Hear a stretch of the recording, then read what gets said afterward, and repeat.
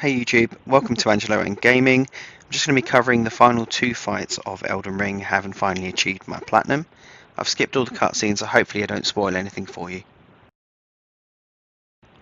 First off, I'm just showing you a few times of me defeating Radagon normally, but if you want to cheese the first fight without taking any damage, you can check the separate chapter below where I show you a poison mist cheese.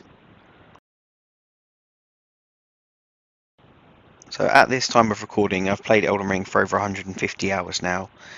My Intelligence Faith build that I'm using now has been incredibly fun to play, but I do like the ability to be able to respec and play any type of character you like. The second run that I'm going to go on, I'm going to try and focus a bit more on dexterity and strength, and try out the many Ash of Wars available in the game. If you've watched some of my previous videos, you'll see that I love to use the Dragon Breath incantations.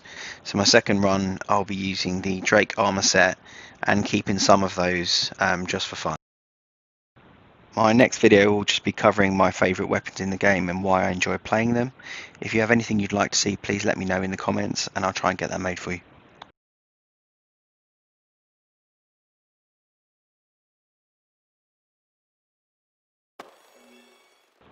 So this is the poison mist cheese. As soon as you come into the arena, just run directly towards Radagon as he's turning and he'll be stuck in this animation.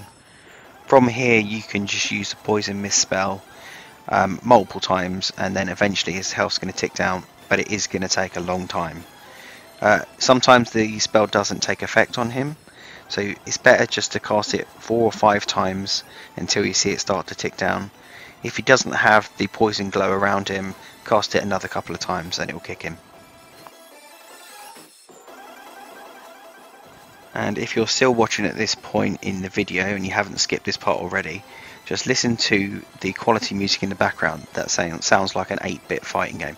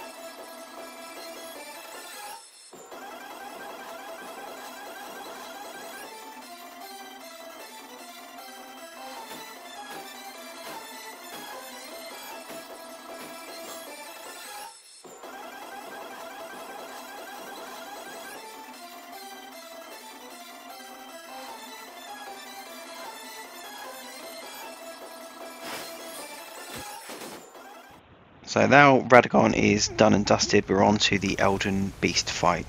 I decided to use the Nebula effect that I found particularly effective against dragon type enemies, and if you get close enough you can dodge his attacks without taking any damage and spam Nebula, hopefully getting the critical attack on him. The Nebula effect is from the Wing of Astel curved sword, which you've probably seen me use in previous videos. So you can see here I've done well over 50% of his hit points at this point. He doesn't take any damage from any of the status effects, so you've got to try and use something that does burst damage. This spell that he's doing now summons that ring and it will appear somewhere across the bottom. Make sure that you're not in it when he flies down, and then you can run directly towards him like I am now, and I'm just going to spam Nebula again.